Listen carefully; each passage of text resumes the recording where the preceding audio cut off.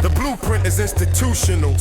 Check the frequency. The block operates on a predatory design. Calculated credit lines crossing over the line. Every single billboard is selling an addiction, while the court clerk is typing up the eviction. Subdivided sectors where the resources freeze. Corporate entities exporting the disease. The local school budget gets chopped at the root, while the precinct is shopping for tactical boosts. They trade public housing for private facility, then measure human life by its macro utility. The television screen keeps the local mind blind with a steady distraction to capture mankind. This is the currency of crisis on display. They systematic static never washes away. Just a standard equation of division and greed, trading away exactly what the populace need. Yeah, the currency of crisis on display. The systematic static never washes away. The corner store shelves carry poison in a can. Socioeconomics of a predatory plan. Interest rates climbing on the lower income tier, while the media department is generating fear. They drop a new substance to destabilize the block, then wonder why the youth are outrunning the clock. The local factory converted to a high-rise space, displacing the community without a single trace. Asset allocation based on structural neglect, while the political machine demands total respect. They keep the population fighting over the crumbs, while the heavy machinery operates and hums. This is the currency of crisis on display. They systematic static never washes away. Just a standard equation of division and greed, trading away exactly what the populace need. Yeah, the currency of crisis on display. The systematic static never washes away. The legislative pen is a weapon in disguise, drafting up a policy built on compromises and lies. Mandatory minimums filling up the cells, turning urban zip codes to institutional hells. But the collective awareness is starting to ignite, pushing past the static of the local line of sight, deconstructing the formula they used to divide, reclaiming the intelligence they try to push aside. The rhythm is a vehicle to carry the report, exposing every tactic in the bureaucratic court. The foundation is breaking from the weight of the design as the true architecture starts to realign. Individual names objecting. Fade out the signal.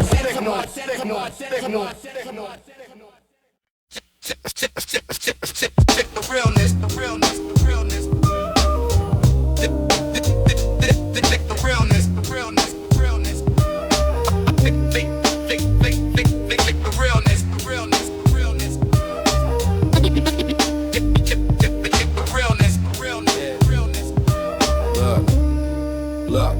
The market gets flooded with a copy of a copy. The cadence is lazy and the execution sloppy. They take a raw concept and they polish it for sale, turning a masterpiece into a hollow tale. A plastic commodity displayed upon a shelf where the artist trades the culture just to benefit the self. But the street don't lie and the pavement don't forget the difference between the substance and the internet. They chase a fleeting trend, hoping longevity will stick, but the foundation is built upon a decadent trick.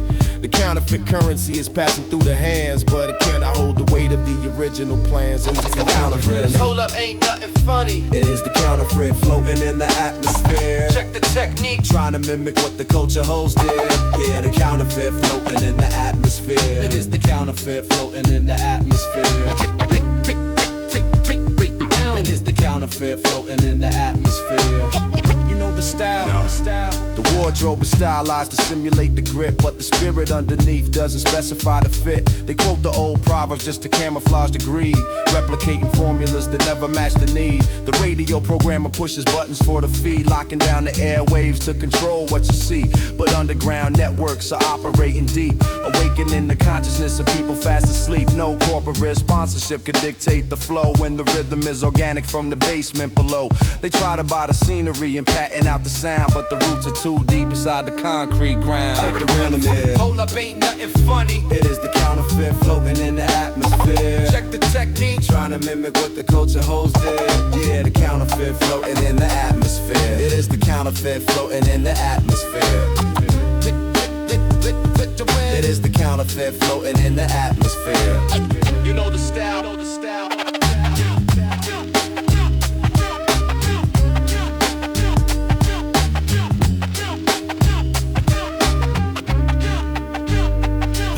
superficial layer starts to crack under the strain when the listener demands the definition of the pain. You cannot fake the texture of a 12-bit machine or the unrefined perspective of the local city scene. The imitator stutter when the stylist hits the groove because the artificial energy is powerless to move. We clear out the static and we elevate the line, returning all the focus to the heavy drum design. The counterfeit expires when the real begins to speak, leaving all the carbon copies vulnerable and weak. Hold up, ain't nothing funny. It is the counterfeit floating in the atmosphere. Check the technique. Trying to mimic what the culture holds dear. Yeah, the counterfeit floating in the atmosphere. Hold up, ain't nothing funny. It is the counterfeit floating in the atmosphere. Check the technique. Trying to mimic what the culture holds dear. Yeah, the counterfeit floating in the atmosphere.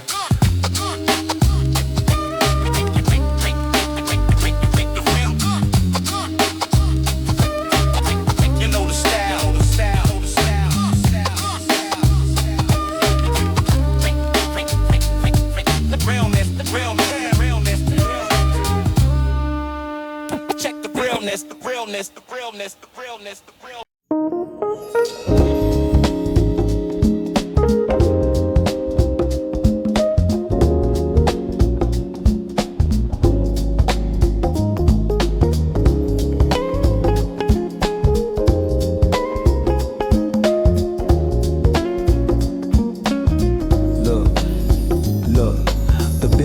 Flashing on the transit station wall, a calculated method to dictate the protocol. They designed the appetite before the hunger grows, selling you a lifestyle through the seasonal clothes. The television frequency is broadcasting clear, injecting an anxiety to harvest out the fear. They tell you what to look like and tell you what to crave, conditioning the citizen to behave like a slave. But the human identity is deeper than the brand. The corporate directory can never understand.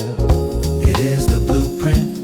They sketching out a layout for the modern mind. One time for your mind. Leaving all the natural perception behind. Here's the blueprint.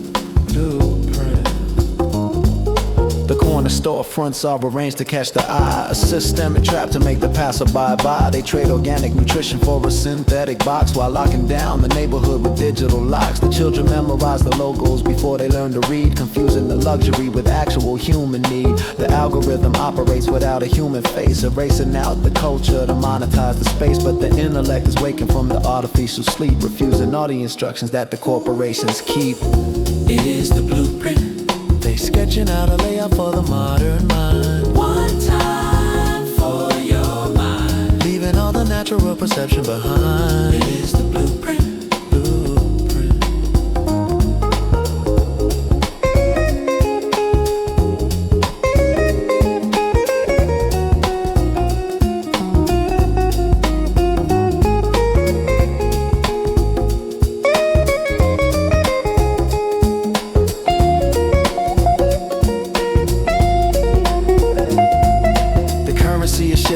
Digital code, a brand new method to control the open road. They track every purchase and they log every stride to analyze the parameters of what is inside.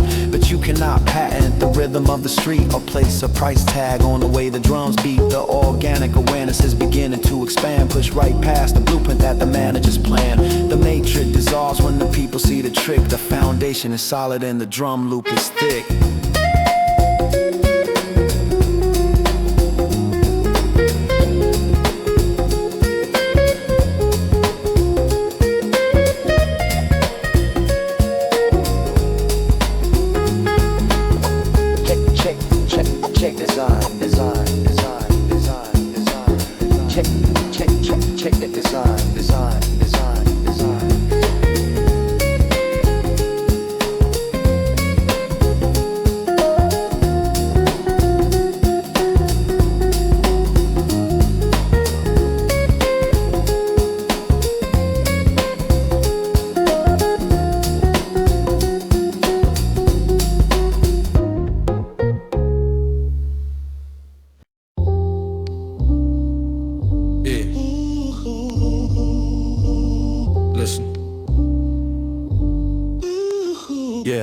Listen, man could be a roof and still leave his family cold. Present in the building, but his mind already gone. Signed his name on the birth certificate in full, but his son grew up reaching for a man he couldn't pull. Be in the room, if not, what did you come home for? A chair at the table ain't the same as an open door.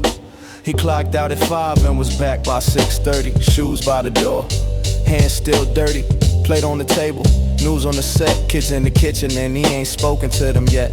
Not angry, not cruel, just somewhere else entirely. A man who provided but checked out quietly. His daughter brought home a drawing from school on a Wednesday. He said, "That's nice, baby." You never looked up from the ashtray. His son played ball, made the squad in the fall, left a note in the fridge. Pop never saw it at all. Wasn't chasing another woman, wasn't running the streets, just gone behind his eyes, still warm in the seat. And that's a particular silence nobody names right. A child don't know absence has a face till they grown right. Looking back at the dinner table, putting it together, realizing the roof over your head was just the weather. A man can be a roof and still leave his family cold. Present in the building, but his mind already gone. Signed his name on the birth certificate in full, but his son grew up reaching for a man he couldn't pull. Be in the room, if not, what did you come home for? A chair at the table ain't the same as an open door. Now his son's got a son and he's doing the math, tracing back the blueprint, studying the path, catching himself mid-dinner, eyes on the screen. His boy across from him, 7 years old, in between bites, trying to tell him something about a kid named Jerome, and he almost missed it, almost wasn't home. Put the phone face down, first time in a while, looked the son dead in his eyes, let him talk, let him smile, and something unlocked that he couldn't put in words, like paying a debt to a man who never heard the apology, because you can't reach back through time, so you pay it forward, that becomes the bottom line. His own father never taught him what a present man looks like, so he's building that from scratch, learning in plain sight, making mistakes, yeah, but making them near, which is different from the ghost who just occupied a chair. A man can be a roof and still leave his family cold. Present in the building, but his mind already gone. Signed his name on the birth certificate in full, but his son grew up reaching for a man he couldn't pull. Be in the room, if not, what did you come home for? A chair at the table ain't the same as an open door. To every man who's physically accounted for but mentally checked out. The kids notice what you think they don't notice. They're reading you at 6 years old like an open page, clocking every distance, every vacant gaze. You don't have to be loud, don't have to coach the team, just put the weight down when you walk through. Be seen, ask the question and sit in the answer long enough to hear it, really hear it, that's the hard stuff. Nobody cuts a record about the man who drifted slow. No dramatic exit, just a gradual let him go. But that vacancy shapes everything that follows after. The way a child learns to love, to trust, to ask for help, or doesn't, traces right back to that chair, that body in the house, that absence with your face, that man who was there.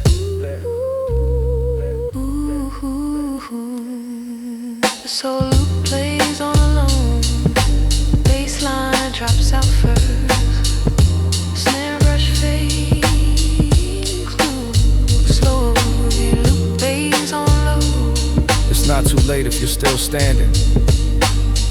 That's the only word. That's the only word.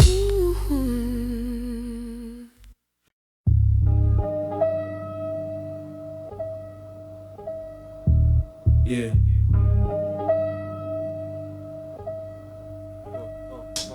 Yeah, pressure either breaks a man or builds one. I've been both, so I know how each one feels, son.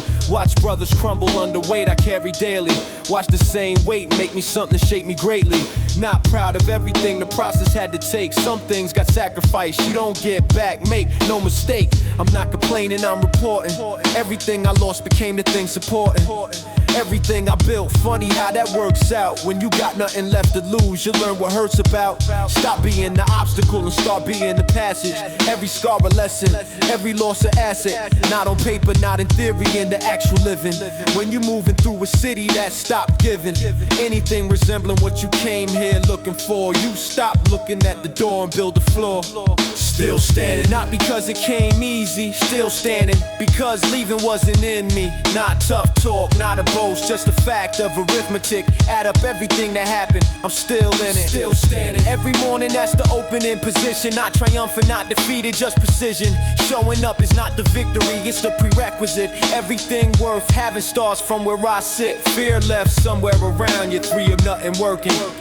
Stopped being scared and started being certain that if it hasn't killed me yet, it probably isn't going to. And everything I thought I needed, I was wrong to. Assign that kind of power to another person's decision about my value, my direction, my position. Learn that late, but learning late beats never learning. Adjusted every calculation, kept on earning. Not money specifically, I mean knowledge of the terrain. Which exit leads to daylight, which road leads back to pain. That Mac is built from walking every wrong direction first. You gotta know the better roads by living through the worst. And that's not poetry, that's just what happened. Every single detour was the thing that sharpened every instinct that I'm running on right now. Failure was the tutor, I just had to learn to bow. Not in submission, bow like studying the ground. Cause everything you need to navigate is already found in what went wrong, and what collapsed, and what you lost. Real education comes with a receipt showing cost. I seen men with every advantage fold completely. I seen men with nothing move through life discreetly, stacking quiet victories. Nobody photographed, nobody wrote an article, nobody did the math on what it actually cost to remain upright when the city you was born in treat your life like as a footnote, as a statistic, as a number on a page. Nobody factoring in the arithmetic of age and patience and the weight of years of keeping focus while the world around you shifts without a notice. One day the neighborhood you knew is unrecognizable, every landmark gone, every face invisible to you now. They moved or moved on or worse, and you're still here navigating the same universe with different coordinates and none of the old references. You build new ones, that's the whole of it. No sentences, no speeches, no conclusions. Wrap this up neatly, the work continues. That's the only creed I keep with me. Still standing. Still standing. Still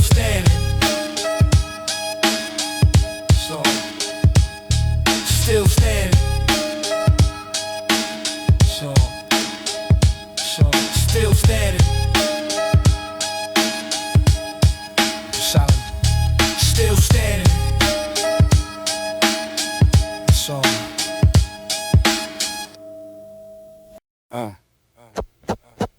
Authorized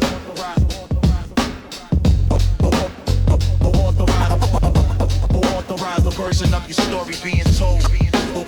Who authorized this? Who authorized the version of your story being told? Who authorized this? Who authorized this? Who authorized this? Who authorized the version of your story being told while you was in the room, while you was young, while you was cold, trying to figure out the rules nobody handed over? Who sat down and wrote the manual? Who signed off? Who's the closer on the deal? Put you in the box before you open? Who decided what your ceiling was before you showed them anything? Before a single effort got evaluated, before a single word you said got properly weighted. Somebody drew a circle and put your name inside it. And every institution since it's tried to co-sign it. School said here's your track, stay between the lines. Church said here's your ceiling, here's your designated signs of when to speak and when to fold and when to be grateful for exactly what we measured out. Don't be ungrateful. Block said here's your options, here's the catalog available. Given where you started from, this is all is scalable. And every single source agreed without a conversation, just a silent co-production of your limitation. Who authorized the blueprint? Who approved that draft? Who sat in that committee and signed off on your path? Who authorized this? Who signed the paperwork? Who drew the boundary lines and said this is where you work within? Who decided what the ceiling measured out to? Who ran the calculation and concluded what about you? Made them confident enough to close the file before you even got a chance to walk the mile. I want the name, I want the room, I want the timestamp. I want the full accounting of exactly who put down concrete around a life before it's set. That's the question I've been sitting with and haven't finished yet. No, cause I looked at all the evidence and ran the cross-reference. Checked every single source that claimed to speak with deference about my situation and my so-called limitations. Every teacher, every system, every low expectation. And what I found is nobody did the actual work. Nobody sat with me specifically, nobody learned long enough to understand what was actually in here. They categorized by surface and they held it for a year, then stamped it and moved on to the next file in the stack. And that stamp became the story and ain't no taking back. A narrative, once it gets embedded in the structure, once the system picks it up and runs it through the procedure, it becomes official. It becomes the working record. Every subsequent encounter slightly more checkered, but what the previous encounter logged and left behind, a paper trail of other people's limited design, applied to your potential like it was a fact of science. But it was just assumption dressed up in compliance, just a person on a bad day making a decision that became your permanent address without your permission. So I'm auditing the record, going line by line, disputing every entry that was never rightly mine, not in anger and precision with the documentation, every piece of evidence supporting my objection to the version of my story that got told without me, every label that got attached to my name without my trophy of agreement, of consent, of a single conversation, just assumed and then applied and then became my station in this life, in this city, in this institution. And I'm here to formally contest that whole solution, not with volume, not with rage, with something colder, the specific kind of clarity that comes when you get older and you look back at the architecture they constructed, and you see exactly how the whole design was ducted around the ones who built it to make sure they stay central, and everyone who wasn't them remained tangential. I see it all now, every beam and every load-bearing wall, every door that opened for somebody else down that hall. And I'm not asking for an apology or closure, I'm just naming what it was and getting on the record before I walk out and build something they never factored, something that survives the story that they drafted, something that exists outside the file they made. That's the answer, that's the play, that's how you get paid. Authorized version of this story with the story. Authorized this. Authorized this. This story is all.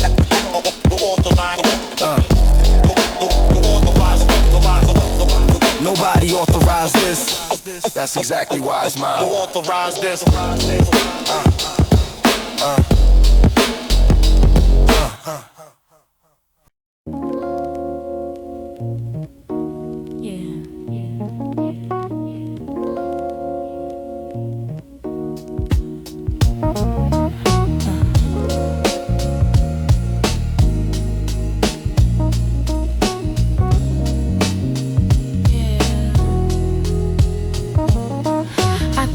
I've been carrying more than I announced. Every calculation done in my head, never pronounced out loud because the room wasn't ready for the number. And I learned early that composure reads louder than thunder. So I kept the inventory quiet, kept the ledger internal, kept arriving with the answers while they questioned my credentials. Not once, not twice, this became the standard procedure. Every new room required me to reprove the same features, same resume, same record, same results in the folder. Just a different set of faces looking over my shoulder, like the file got wiped clean every time I walked through a door. And I had to start the demonstration from the floor. I confess, I got tired of the demonstration, not a working of the repetition of the explanation of my right to be precisely where I already was. That's the specific exhaustion nobody writes about, because it doesn't photograph, it doesn't make a good story. Just a woman doing twice the work for half the glory. I carried it quiet,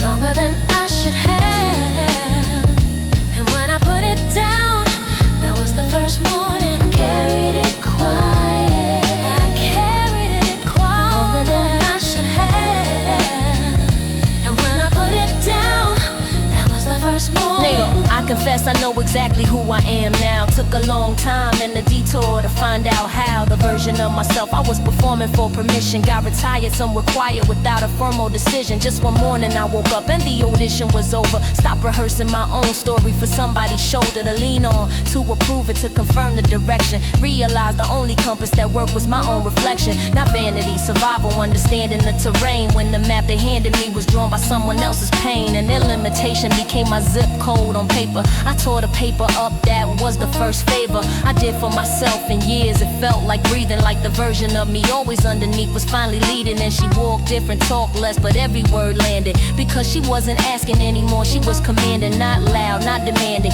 not performing authority, just occupying space she earned with full sincerity.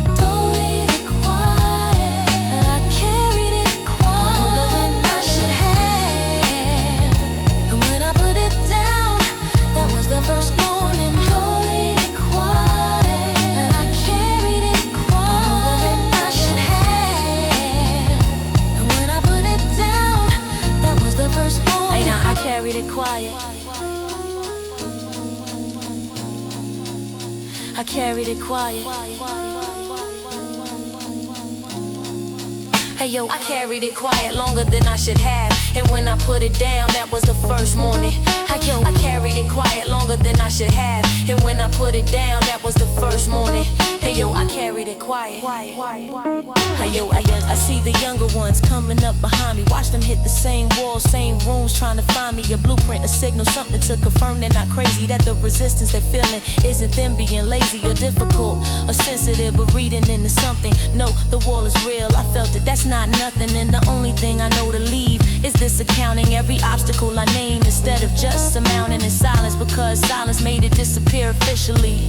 But the body kept the record unofficially, so I'm putting it in words now, putting in a record. Every door that didn't open, every room that didn't let her in on the first try, or the second or the fifth. Not for sympathy, for evidence, dispelling the myth that if you're good enough, the path just opens up clean. That meritocracy is operational, that the structure is what it seems. I confess I used to believe that. It cost me years before I understood the game and shifted gears. And now I move with different information than I started with. That's the only inheritance worth leaving, that's the gift. Carried it quiet longer than I should have. And when I put it down, that was the first morning. I carried it quiet, and I carried it longer than I should have. And when I put it down, that was the first morning.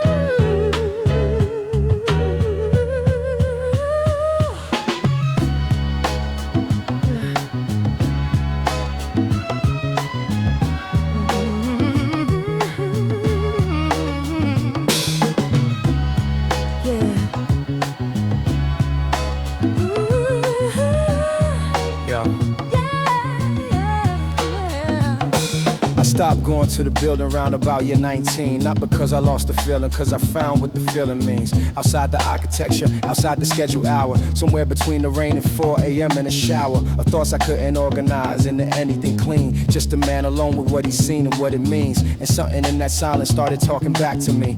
Not a voice exactly, more like clarity. Like the weight of every wrong decision lifting fractional. Every morning I stayed present, stayed rational, and chose the harder thing when the easier thing was right there. I don't have a name for what that is, but I know it's fair. It kept me counting, I was never asked to explain. Showed up when I deserved it and showed up in the rain when I didn't. That's the part that took the longest to accept. That whatever keeps me moving doesn't operate on deck. Something keeps me standing when the standing makes no sense. Call it what you need to call it. I just know it's been there since. Something keeps me standing when the standing makes no sense. Call it what you need to call it. I just know it's been there since. I watched a man pray every morning of his life. Still lost his business, lost his daughter, nearly lost his wife. And I watched another man who never bent his knee build something from complete destruction, raise his family. And I sat with both of them and neither one had answers. Just two different roads through the same field of disasters. And what I took from sitting there between two kinds of faith is that the force that holds you isn't keeping any race. Or scorecard isn't watching who deserves the better ending. Isn't promises and contract and conditional on bending a knee or buying in or joining any camp. It's something older than the doctrine and the stamp of any institution claiming they control the access. I felt it in the craziest and the most relaxed of moments equally, which told me it wasn't about the posture, it was about the opening, about agreeing to be fostered by whatever this is, whether you name it or you don't, whether you attend on Sunday morning or you won't. Something keeps me standing when the standing makes no sense. Call it what you need to call it. I just know it's been there since. Something keeps me standing when the standing makes no sense. Call it what you need to call it. I just know it's been there since. So I built my own practice out of the pieces that held. Every morning up at 6 before the neighborhood swelled. And the noise I sit with what I know and what I don't. And the ratio of those two things is weighted toward the won't ever fully know. And I'm at peace with that now. Took years to stop demanding that the universe bow to my timeline and my outline of how it should proceed. Learn that what I need arrives precisely when I need it. Not before, not wrapped the way I would have wrapped it. Not announced, not guaranteed. Just somehow it happened that the door I needed open and I walked through. And the door I needed closed before I fell through. And I don't take credit for the navigation, cause I've been lost enough to know that my own calculation alone was never accurate enough to land me here. So something else was working in the margins of my fear. And I keep that close, I don't perform it, don't explain it, don't recruit for it or argue it or try to campaign it into anyone else's life. It's personal and quiet. The loudest thing about my faith is when I'm in the riot of my worst days and I'm still standing on the other side. That's the only testimony, that's the only guide. Something keeps me standing when the standing makes no sense. Call it what you need to call it. I just know it's been there since. And something keeps me standing when the standing makes no sense. Call it what you need to call it. I just know it's been there since.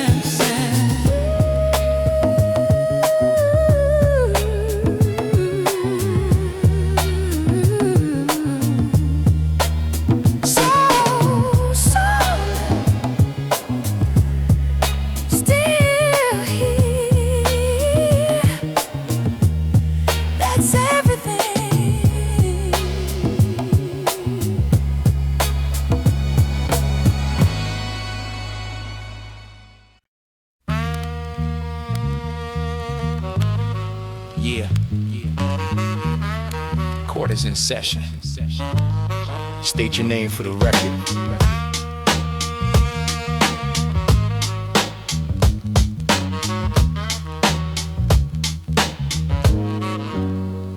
I built this from the raw materials nobody handed over. Studied every blueprint before I knew what I was building for. Stayed in the room after everyone else packed up and left. Put my name in every corner, every wall, every step of the architecture. And then one morning walked in to find a different signature on everything within the space I constructed. Different faces in the chairs I'd arranged, different credits on the work I laid in layers. And nobody called it theft because the paperwork was clean, everything official.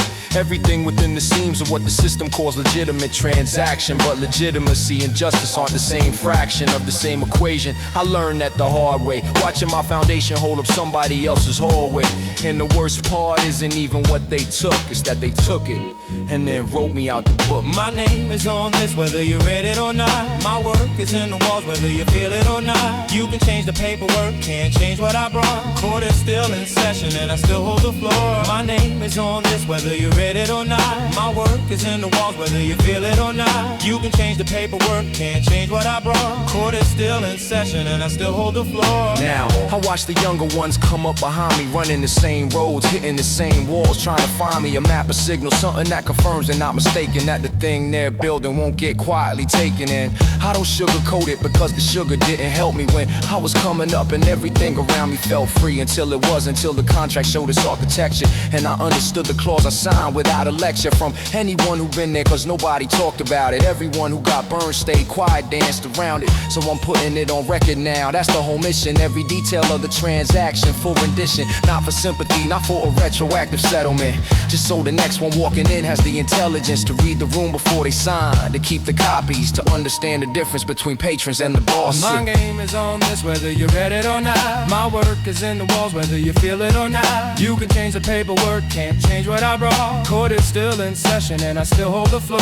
My name is on this whether you read it or not. My work is in the walls whether you feel it or not. You can change the paperwork, can't change what I brought. Court is still in session and I still hold the floor. And here's the thing about what actually gets passed down. It isn't the credit and it isn't the renown. It's the method, it's the approach, it's the discipline of showing up every day and doing the work without knowing if anyone is watching, if the record's being kept, if the morning that you put in earns a single step to recognition or just disappears into the building as foundation that somebody else stands on, fulfilling a vision they describe as theirs. But here's what time confirms: every structure rests on what was laid before the terms were rewritten, before the names were reassigned. The roots don't move because the signage was redesigned. So what I pass down isn't a warning or a wound, it's a methodology, a way of being in the room. Do the work with full precision, keep your own account, document the process, know exactly exactly what you're worth to the amount. Don't negotiate from hunger, negotiate from record. Don't let desperation make the terms feel more protected than they are. I read everything, ask every question twice, and if they can't explain the clause, then that's the price of the lesson you just paid for. Walk away and build again, because the thing you build the second time, you build it knowing when to hold the rights, how to hold the line, how to read the fine print. That's the inheritance, that's what I leave. That's the My name is on this, whether you read it or not. My work is in the walls, whether you feel it or not. You can change the paperwork, can't change what I brought. Court is still in session and I still hold the floor. My name is on this, whether you read it or not. My work is in the walls, whether you feel it or not. You can change the paperwork, can't change what I brought. Court is still in session and I still hold the floor.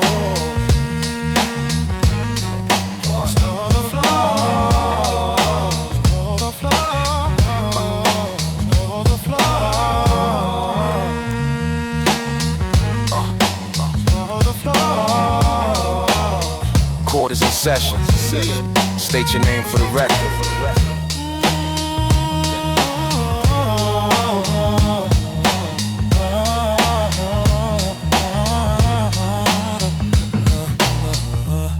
The record shows what the record shows. Case closed. Case closed. Case closed.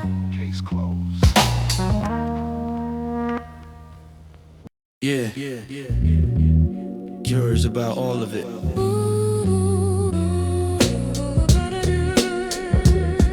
Yeah. Curious about all of it. Yeah. My grandmother spoke to God in one language. My father spoke to the street in another.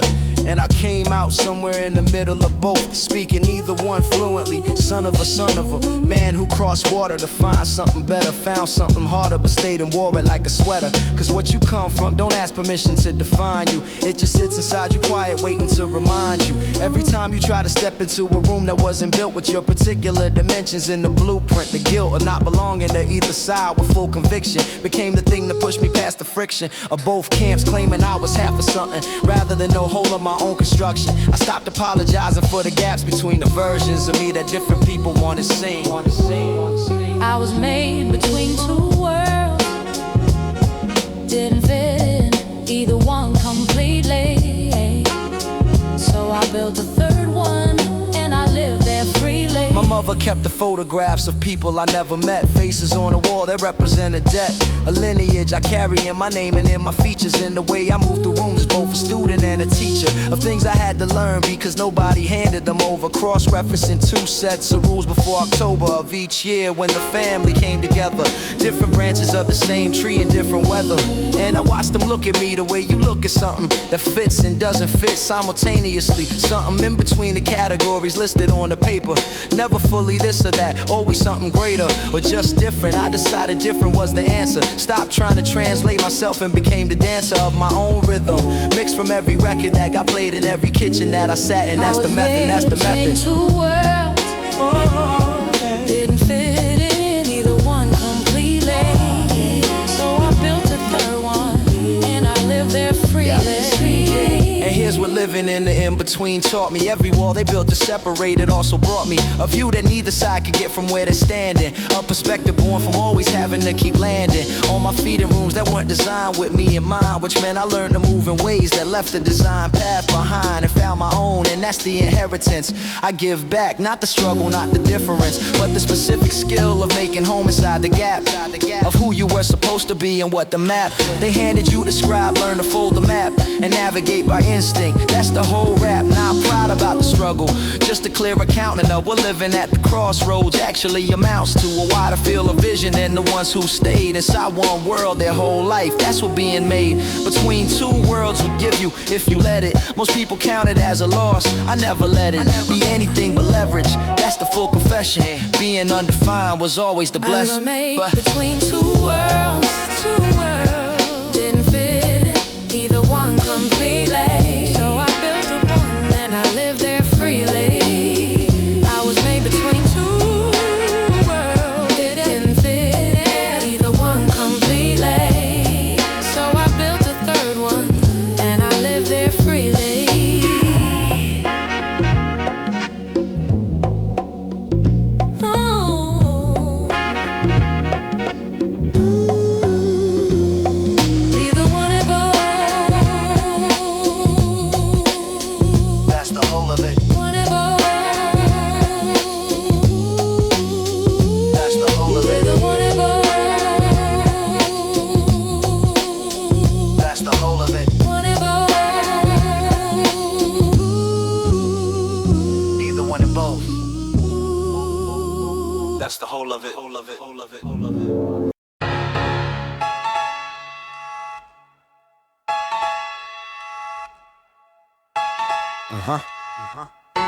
Yeah.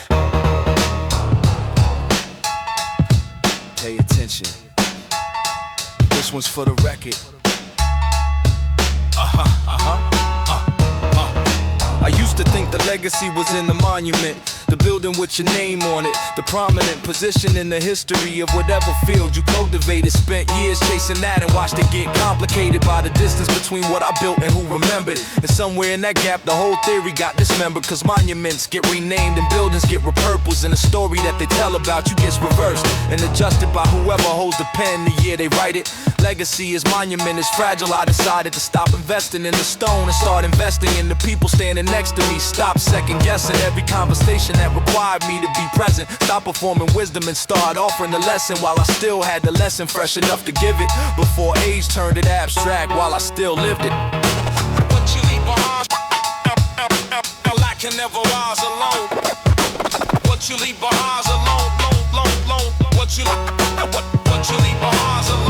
I watched my father leave behind a photograph, a handful of opinions and a particular laugh that I caught myself doing in the mirror once at 40 and understood for the first time what his whole life story transferred into me without a single conversation about transfer. No ceremony, no graduation, just proximity over years, just watching how a man moved through a room when things got difficult. The plan he never stated but enacted every morning, showing up for what was hard without a warning that it would be acknowledged, that it would be praised, just doing it again the following day. Unfazed by the lack of ceremony, and I received that without knowing I was receiving it. And now I feed back that same transmission, not with speeches, with behavior. Every morning that I show up is the favor I return to him and pass through whoever's watching. That's the whole of the transfer, that's the offering. What you leave behind, I lack you never ours alone. What you leave behind, what you leave behind alone. I lack you never ours alone.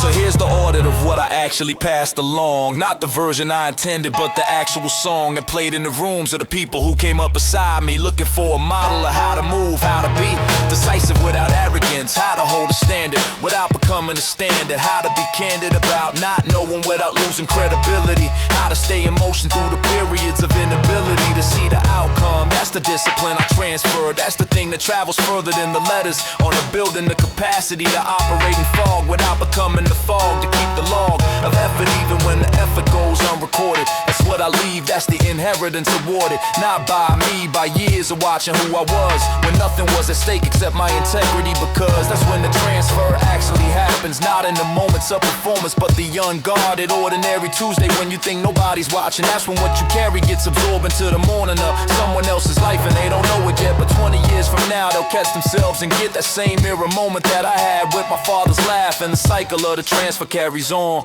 That's the math. What you leave behind alone, I action never hard alone.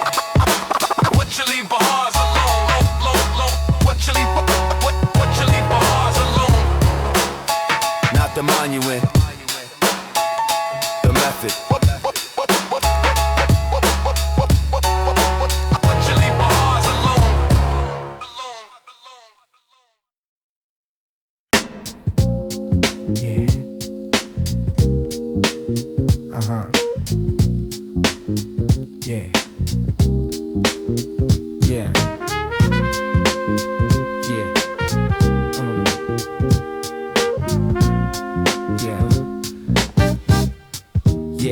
I've been moving like a man who knows the destination, but lost the address somewhere in the translation between who I was planning to become at 22 and who I am today, and the residue of every version I discarded on the way here, sitting in the room sometimes just trying to hear what the next chapter actually sounds like before it starts. Reading every sign twice, consulting my own charts of what mattered last year versus what matters now, watching the priorities reorganize somehow. Every time I think I've locked the order in, it shifts, and what I thought was foundation turns out to be drifts of sand assembled by the pressure of the moment, and the real foundation is still somewhere below it, waiting to be found. And that's not desperation, that's the honest name for navigation. Distance for the thing I can't quite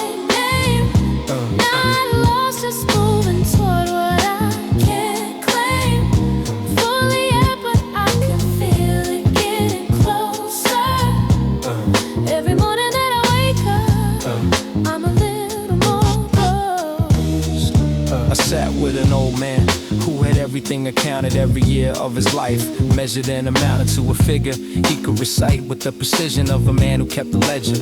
Every decision cataloged and justified and filed for the record. And I asked him if the searching never stopped. He said, son, it never stopped. It just got quieter. The frequency stayed constant, but the amplifier got turned down to a manageable volume. Of what you're searching for stops feeling like a problem and starts feeling like a compass. So you stop trying to arrive and start enjoying every stop along the way as part of the destination. Not a detour, not a failure of navigation, just the actual journey, which is all it ever was. And I walked away from that and carried it because something in it rang more true than any answer I've been handed by. Still searching for the thing I can't quite name. Not lost, just moving toward what I can't claim fully yet, but I can feel it getting closer. Every morning that I wake up, I'm a little more composed. So I stopped treating the searching like a symptom. Stop diagnosing the restlessness as a system failure. Stop looking for the definitive arrival and started reading the searching as survival instinct. The body's way of staying engaged with the actual life instead of the arranged version of the life that someone else described.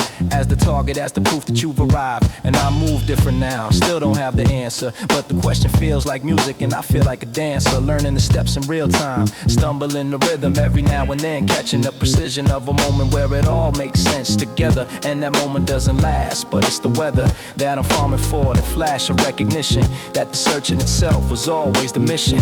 And I'm good with that, I'm genuinely at peace with the not knowing. That's the searching's release. Still for the thing I can't quite name. Not lost, just moving toward what I can't claim fully yet, but I can feel it getting closer.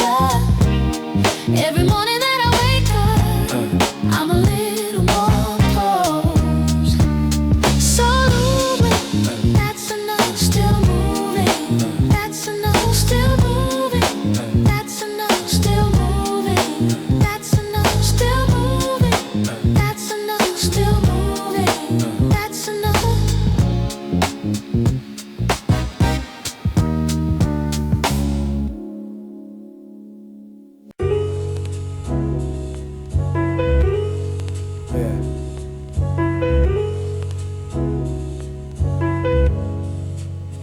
Morning comes.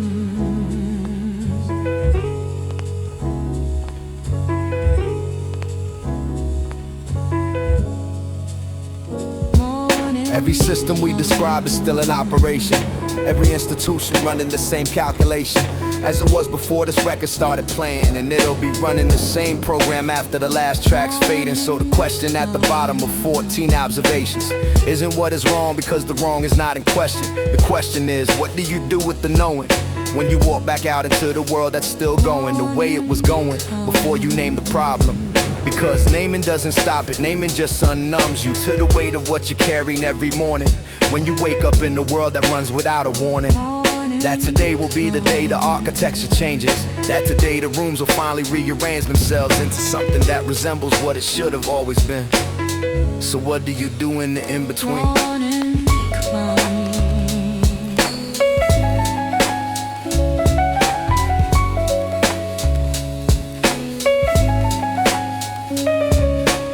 I don't have the answer wrapped and ready for delivery. The 14 tracks before this one were inventory, not prescription, not a program, not a call to arms. Just a man looking clearly at the landscape and its charms and its damage, simultaneously holding both without collapsing into either one. That's the oath I took when I sat down to say what needed saying. Not to fix the thing, but to stop pretending and start weighing the actual cost of operating with clear eyes in a world that rewards the well-performed surprise of discovering what everyone already knew, but nobody said out loud in a room with you and your people. So I said it 14 ways, 14 different mornings lit by 14 different rays of the same sun that comes up, whether or not you're ready, whether or not the ground beneath you's level or unsteady.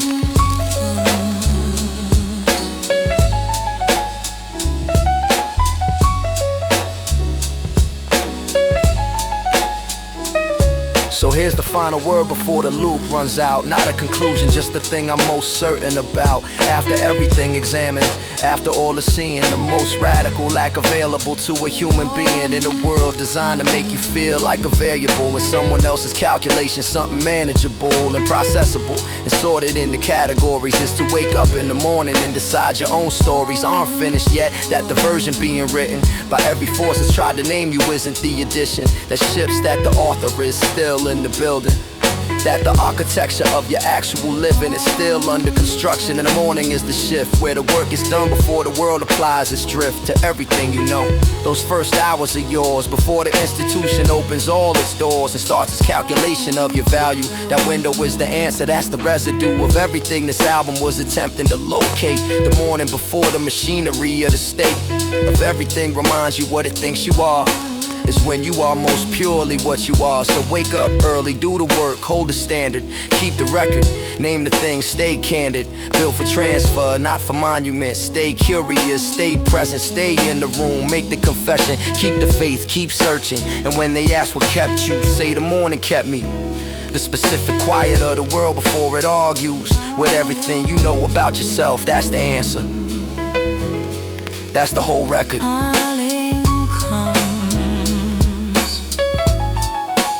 That's all it ever needed to do.